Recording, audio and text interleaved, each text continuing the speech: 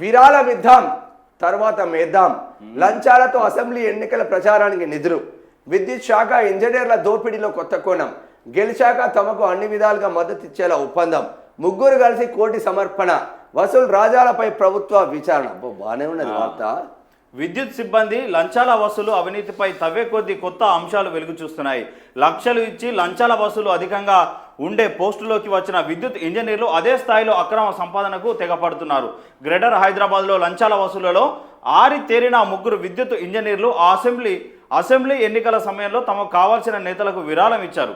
ఈ విషయాన్ని ప్రభుత్వం అంతర్గత విచారణలో గుర్తించింది. ఒక ప్రధాన రాజకీయ పార్టీ అభ్యర్థికి ముగ్గురు ఇంజనీర్లు నేరుగా కోటి విరాళం ఇచ్చారు. అసెంబ్లీ ఎన్నికల సమయంలో తమ పరిధిలోని పరిశ్రమలు, వ్యాపారుల నుంచి ఈ ముగ్గురు వసూలు చేసి ఎన్నికల ప్రచారానికి పంపినట్లు విశ్వసనీయ వర్గాలు తెలిపాయి. వారు హైదరాబాద్ నగరంలో 3 కీలక విద్యుత్ డివిజన్లలో ఇంజనీర్లుగా పనిచేస్తున్నారు. ఎన్నికల్లో గెలిచిన తర్వాత తమకు అన్ని విధాలుగా అండగా ఉండాలనే ఒప్పందంతో విరాళం ఇచ్చినట్లు సమాచారం. అలాంటి ఇంజనీర్లపై విచారణ చేయాలని విద్యుత్ సంస్థల యాజమాన్యులను తాజాగా ప్రభుత్వం ఆదేశించింది.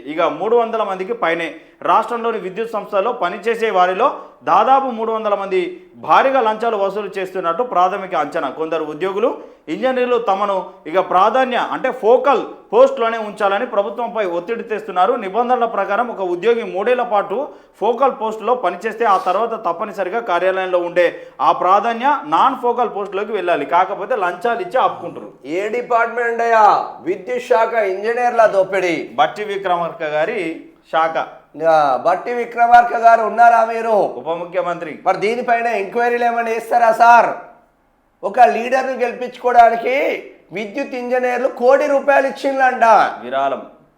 అందులో ఈ మధ్యలో ఏడీలు బాగా మంది దొరికిండ్లు. అంబేద్కర్ అని పేరు పెట్టుకొని, ఆ మహానుభావుడు పేరు పెట్టుకొని 300 కోట్లు అక్రమాస్తులు సంపాదించింది అంబేద్కర్. ఆ దుర్మార్గుడు, ఆ మహానుభావుడు పేరు నాశనం చేసిండాడు. ఇటువంటి ఏడీలు రాష్ట్రంలో కోకొల్లలు ఉన్నారు సార్.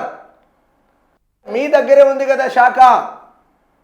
మీ శాఖ ఏమో ఆర్థిక శాఖ. బిల్లులు ఏ విధంగా క్లియర్ చేసుకోవాలి, మనకి ఎంత పర్సంటేజ్ రావాలి, మా భార్యను అడుక్కోండి మీరు, ఆమె చూసుకుంటుంది కమిషన్ల వ్యవహారం అని బయట టాక్ ఉంది సార్. ఇదంతా నడుస్తుందా? మరి ఎస్సీ ఎస్టీ బీసీకి సంబంధించిన ఈ వర్గాల బిడ్డలకి ఎందుకు టాక్ వస్తుంది సార్?